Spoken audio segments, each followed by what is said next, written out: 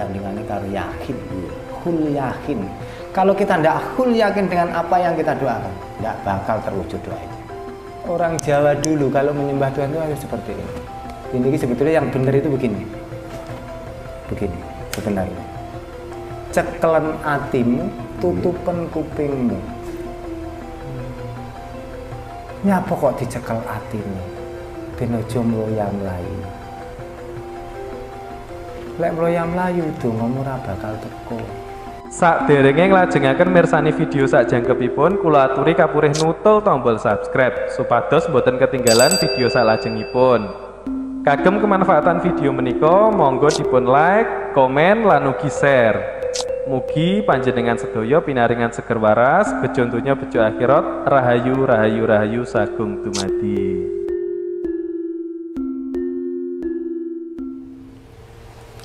Terkait dengan doa, Mbak. Doa. Doa sendiri, hakikatnya doa sendiri itu meminta apa meyakini, Mbak? Kalau doa, Ya. kalau saya itu juga tidak menyuruh dan tidak mongkon, tidak melarang. Doa monggo, terserah panjenengan mau doa pakai bahasa apa, semuanya akan tetap sampai ke sana. Doa itu harus diyakini, harus. Tanpa diyakini doa kita terkabul, ya tidak akan terkabul. Karena memang kunci utamanya adalah keyakinan. Berarti yakin doa itu bakal terkabul gitu, Pak ya? Pasti. Cuma tunggu. Pasti sampai. Bukan meminta, ya, Mbak. Ya enggak, ngapa kita harus minta? Kita meyakini doa kita akan terkabul.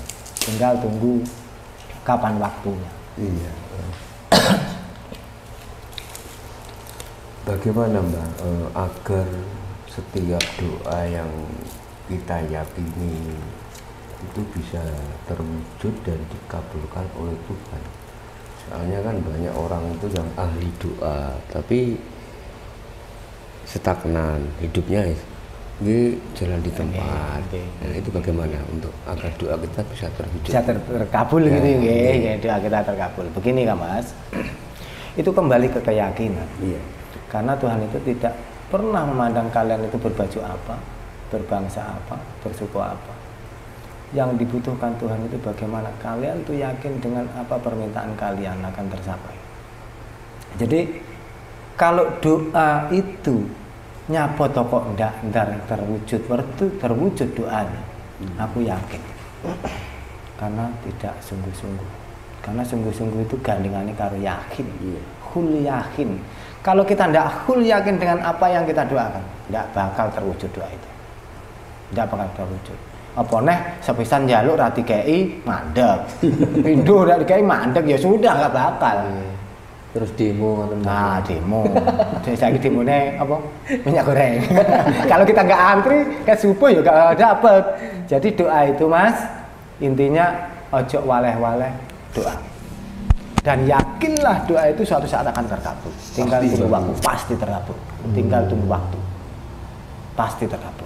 Tunggu waktu. Dan doa landasannya harus hul yakin, harus yakin. Yakin bahwa doa itu Tuhan mendengarkan doa saya dan akan mengabulkan. Tanpa diiringi dengan rasa yakin, nggak akan bisa terkabul. Ini doa. Itu yang paling penting dan harus digarisbawahi doa kita. Nggih, Mbah.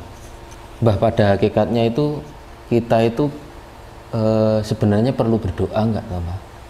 Perlu. Masalahnya kan kita sudah diberi kenikmatan semuanya lah dari Tuhan.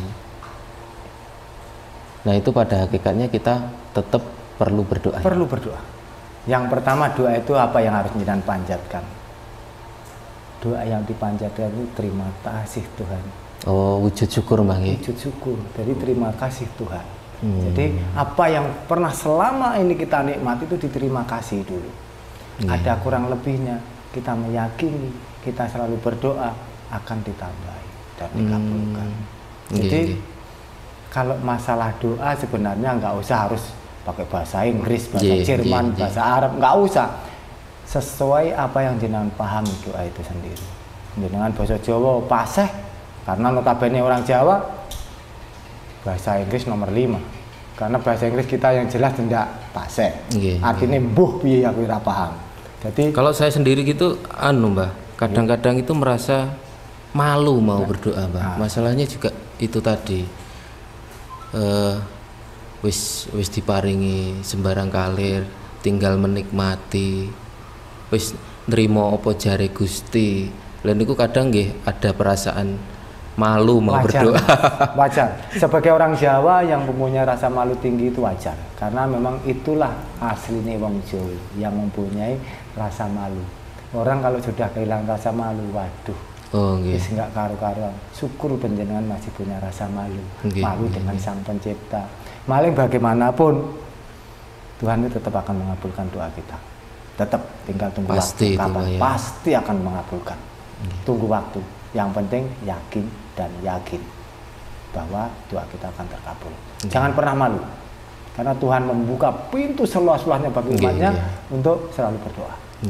Tuhan akan mengabulkan. Lek ra teko saiki ya sesuk, ra teko sesuk iso ben. Diyakini saja. Yakin. Nggih, karena notabene sekarang kan harus antri. Apapun gitu. Sama doa kita juga harus ngantri. Sama. Nah, itu apa tergantung apa ya? Perilaku kita juga ya, Mbak ya? Ya jelas. Jelas Kang Mas. Tuhan pasti akan menilai apa yang kita lakukan sehari-hari. Kan yang perlu kita ingat dan garis bawahi, hidup itu harus pakai perantara. Ini yang harus digarisbawahi. Orang hidup itu nggak bisa nggak pakai perantara. Sedangkan Nabi Muhammad dulu dipanggil ke Sabtu 7, perantaranya siapa? Jibril. Gitu. Jadi orang hidup itu jangan lupa harus pakai perantara. Kalau nggak pakai perantara, nonsen bisa hidup. Jadi kalau ingin kita maju, kita harus pakai perantara. Ya bertawasul gitu ya, Mbak ya. Ya jelas gitu. Jelas. Kalau orang Jawa dulu juga begitu ya. Sama. Jadi apa? Dengan lantaran leluhur ya, Mbak ya. Nggih, jelas itu. Nggih. Nah, kadang-kadang banyak orang iki sirik musyrik neng danyangan. Dia itu nggak tahu. Danyang itu apa ya? Danyang itu sebenarnya kan dayang. Dayang yang katakanlah babat desa itu. Dan itu kan ibaratnya kan leluhur kita. Jadi dibilang musyrik, seandainya kirim terus biyen niku nang Slametan, nang gone Sentono, nang gone Danyangan, itu enggak, bagi saya enggak musyrik, enggak. Wujud karena syukur. kita wujud syukur dan mengenang beliau yang sudah jerih payah babat desa seperti ini dan menjadikan desa kita seperti ini jadinya. Itu wujud syukur kita. Itu kalau sekarang itu dibilang musyrik, syirik, bahkan kan banyak juga tuh Mbah yang misalnya beribadah tekun, bersyukur, tapi hanya kepada Tuhan, tapi dengan sesamanya mengabaikan. Niku kalau saya ya hal yang kurang pas, bukan keliru ya, kurang pas. Karena kita hidup yang perlu digarisbawahi adalah perantara. Kalau dengan Tuhan langsung ya nggak mungkin bisa, Mas. Perantaranya apa ya? Doa. Gusti, saya minta uang 1 truk, ya nggak mungkin jatuh. Nggak ada, harus pakai perantara. Harus pakai perantara. Perantara ini doa. Doanya Gusti Allah ngokon panjenengan ke sini. Nah, itu perantaranya gitu. Dari Tuhan, kalau kita mau berhubungan dengan Tuhan, itu harus pakai perantara. Itu yang harus digarisbawahi. Jadi nggak bisa kita, Tuhan saya minta truk datang, nggak mungkin datang lewati dealer Mitsubishi apa-apa, bolah apa gitu. Nah niku. Jadi hidup itu sebenarnya simpel Kang Mas, simpel. Kalau kita sudah mengerti tentang kehidupan, itu simpel, sangat simpel. Yang terpenting bagaimana kita berbuat baik kepada sesama. Niku intinya. Kehidupan. Kunci kehidupan itu. Walaupun itu kita menanam padi, yakinlah tumbuhan lain, rumput lain pasti ikut tumbuh. Benar nggak? Ini kehidupan. Jadi kita sudah berbuat baik, ada saja yang nyelek nyelek kokor. Itulah kehidupan. Kalau kehidupan dibuat sama, keliru Mas kabeh. Semuanya akan keliru. Jadi dibuat beda itu apa? Lek wis beda, awakmu kan ngerti iki lah nang itu. Kalau misalnya menanam padi ya harus tinggal perawatannya, Mbak. Tinggal perawatannya. Kalau kita sudah dirawat, ya tumbuhnya seketeki mau. Memang seperti itu. Yakinlah kalian menanam padi, rumput lain pasti ikut tumbuh. kalau kita nggak merawat. Sedang kita rawat aja kita masih ada kecolongan kanan kiri, itu sudah terbiasa. Ning ya jo kapok namanya kehidupan. Karena sukses itu perlu proses. Oh nggih. Nggih. Ini loh yang jadi hal-hal sepele seperti ini banyak orang yang mengabaikan. Banyak orang mengabaikan, apalagi anak-anak yang sekarang ini yang kita itu notabene dididik dengan bangsa barat yang namanya wis hayu, jadi kadang lupa dengan asal dari kecil sudah dicekoki Mbah ya, budaya-budaya yang notabene kurang luar. Nah ini jadi aku berharap penonton di luar sana dengan channel yang ada di sini mudah-mudahan bisa tercerahkan semuanya, bisa kembali menjunjung tinggi harkat martabat suku Jawa ini, bisa mendunia. Ini yang aku harapkan dari Bang Ngapunten, tadi panjenengan menyampaikan danyang Mbah ya. Danyang itu sebenarnya manusia juga. Manusia. Jadi yang babat awal dengan danyang itu sama saja. Iya, sama. Jadi danyang itu sebenarnya yang membabat ini. Itu yang secara umum ya. Kalau saya tidak bicara mistis lah ya. Ini sih kalau mistis nanti susah dibuktikan. Jadi orang yang penonton di luar sana juga bingung nanti. Ini yang secara umum, danyang itu adalah orang yang membabat desa itu. Dan biasanya matinya juga dikubur di daerah situ, ditandai dengan pohon besar. Yang dipundenkan ya, itu yang biasanya. Dipunden. Nah jenenge ya punden. Punden itu berarti memundi. Mundi. Jadi apa mundi itu? Junjung tinggi. Aku tetap mengenang. Terima kasih Mbah. Sing pernah babat sing piye. Tanpa sampan babat mungkin tidak seperti ini saat ini. Terima kasih. Bukan sirik, bukan musyrik. Itu tondo matur nuwun. Kalau yang dihubungkan dengan makhluk halus seperti itu Mbah. Kalau makhluk halus begini, itu makhluk halus itu setiap jengkal apa yang kita injak semuanya kan ada makhluk halus. Semuanya ada makhluk halus. Bahkan makhluk halus itu memang ciptaan Tuhan. Tuhan itu menciptakan dua dunia. Dunia kita dan dunia gaib. Dunia gaib penghuninya ya bangsane sing ngoten-ngoten iku. Bacaan cincin. Tapi apakah mereka bisa disebut danyang? Bagi saya tidak.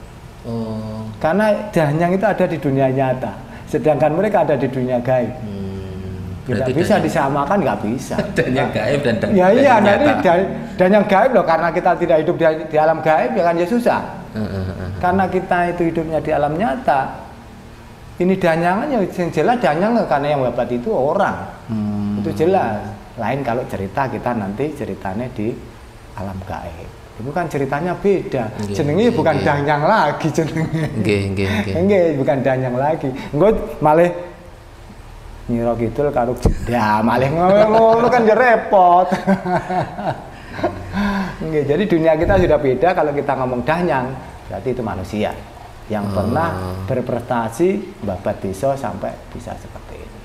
Dan itu neng punden nyapa to neng pundi memundi. Jadi wujud syukur matur suwun. Iki ora kok ngekeki sing wis mati, tidak. Karena yang sing mati itu butuh cuma doa. Nah di sana memanjatkan puja dan puji kehadirat Tuhan Yang Maha Esa dengan wong Jawa iki nggo sesajen bukan untuk mereka. Jadi pangan bareng-bareng ngono ane rasa mangan wis mati. Ya kan jelas. Itu logika hidup itu seperti itu, Mas. Itu logika hidup. Karena yang kita bahas saat ini adalah kehidupan. Jadi logika hidup itu seperti itu. Baik, nggak enak yang itu dibilang syirik musyrik nggak ada. Itu cuma bahasa yang untuk melemahkan budaya kita yang intinya sudah kromo inggil, sopan santun dan lain-lain. Sudah berbudi luhur. Jadi kita sengaja memang dilemahkan. Bennya apa? Mulai lemah, akhirnya lemah, kekurangan, lagi kurang akhirnya bentrok, penak dipecah belah. Kita akan kehilangan budaya. Kalau bangsa sudah kehilangan budaya, hancurlah sebuah bangsa. Ini sing jelas. Ini terkait dengan menyembah kepada Gusti, kepada Tuhan. Bagaimana orang Jawa itu untuk menyembah kepada Tuhan? Caranya seperti apa kalau orang Jawa? Kalau kita sebagai orang Jawa menyembah Tuhan, kita sebagai orang Jawa Nyapa kok harus begini? Gitu. Orang Jawa dulu kalau menyembah Tuhan itu harus seperti ini. Harus seperti ini. Jadi ini sebetulnya begini sebetulnya. Ini sebetulnya yang benar itu begini. Begini sebenarnya. Cekelen atimu, tutupen kupingmu. Nyapa kok dicekel atine? Ben aja mloya-mlayu. Lek mloya-mlayu dongamu ora bakal teko. Pas duh Gusti, kula ngungsi dumateng kesucian tenebihna tindak kesetanan lan kekewanan ditinlakno kena beneran kula nyuwun kanthi wilujeng. Lek atine mlayu bang didilar teko ya, kan ya ora teko. Itu jelas satu. Yang kedua, nyapa kok ditutup kupingnya? Wong kalau ditutup kupingnya otomatis kan ora krungu apa-apa nggih. Jadi kita itu pas katakan Allahu Akbar, katakan Allah ngaten Allahu Akbar itu kan harus cekelen atimu tutupkan kupingmu kan begitu ya. Asline ngono kuwi cuma beda bahasa ngoten ae. Dadi lek arep mantep neng kersane Gusti tutupan kupingmu cekelen atimu. Ben piye iso mening ciptane iso berhubungan rasa karo Gustine. Karena Gusti ki manggone neng ndi neng meninge cipta. Neng di alam semesta itu sebetulnya kan ada di diri kita sendiri. Diri kita sendiri. Yang kita tayangkan hari-hari ini kan alam yang kecil. Alam yang besar kan ada di sahabat kita ini. Jadi banyak orang yang keliru. Rusia itu jauh, Ukraina jauh. Tidak. Kita bayangkan jadi teko. Ada yang di teng sanubarine kita. Dadi lek awak dhewe arep madhep mantep neng kersaning Gusti. Cekelen atimu, tutupan kupingmu. Ojo pisan-pisan jenengan itu berdoa. Buka moto, sebabnya apa lek buka moto? Wah sikile rayapen. Kudune kathah. Kae sing pake ketara ya ora mening, mangkane cekel kupinge tutup matane mbayangne apa? Bonggol grono. Iki bonggol grono iki. Ora kok pucuke grono. Lek pucuke grono, lek pucuke grono jenengan kero, Mas. Lah piye lek mandang? Wong awake dhewe merem wong mandang pucuke grono kan kero sampean gitu. Dadi lek arep nyembah ning kersane Gusti pisan neh cekelen atimu. Tutupan kupingmu, tutupan matamu. Pandang no ning ceta ning bonggol grono. Maksudnya angen-angene sampean iki deleh bonggol grono kene. Dadi mening ciptane cet manunggaling kawula lan Gusti. Maksudnya ora kok manunggal mergo dadi siji, tidak, sambung rasa dongane teko dimirengne sing kuwasa. Niki carane Mas. Arep madhep ngetan ngidul ngalor ora masalah sesuai keyakinane panjenengan. Lah lek aku arep madhep ngulon pas eneng sesuatu yang ndak enak piye? Ya aku harus menyingkur yang tidak enak. Menyingkurnya apa? Yang indah. Karena kenapa? Dengan keindahan aroma yang baik kita mening cipta cepat bisa sinkronisasi dengan suasana. Niki lho carane. Nyuwun itu memang ada caranya dan itu memang sudah diatur walaupun diaturnya tidak secara tertulis ning gone wong Jawa. Tapi ini sudah dilakoni mbah-mbah mbiyen alhamdulillah dongane ya bodho kabeh. Niki lho Mas. Jadi banyak orang yang tidak tahu bagaimana caranya. Sebetulnya kan sama juga sembahyang. Kita nyapa juga harus begini, harus sujud, harus itu. Sebetulnya sama, sama sebenarnya. Kita awak dhewe manggone nang bumi. Yang kita makan juga hasil bumi.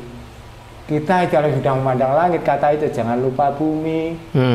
Kan ngoten toh. Jadikanlah musik itu adalah pembelajaran untuk kita ibadah hidup.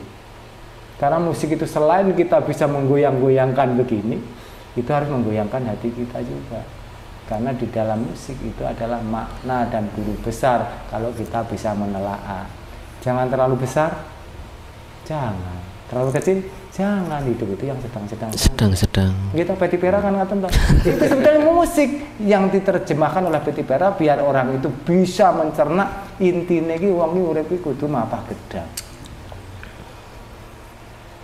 Niku lho Kang Mas. Tapi banyak juga Mbah yang khususnya kejawen yang sembahyang menghadap ke timur Mbah. Ada. Lah niku pripun, Mbah? Ngeten. Timur itu pemahaman yang teman-teman lakukan karena matahari terbit dari timur. Jadi itu diyakini oleh teman-teman kita itu adalah awal kehidupan. Oh, nggih. Awal kehidupan. Jadi karena kehidupan itu muncul matahari dari timur, dia menyembahnya ke timur. Tidak masalah. Nggih. Tidak masalah. Tujuannya pun juga ke Tuhan. Nggih. Cuma jalannya yang berbeda. Iya. Tuhan itu cuma satu, tidak ada duanya. Jadi apapun medianya, apapun jalannya itu tetap minta kepada Tuhan. Jadi tidak ada lain. Mbak, ini terkait dengan hakikat manunggaling dengan Gusti, dengan Tuhan.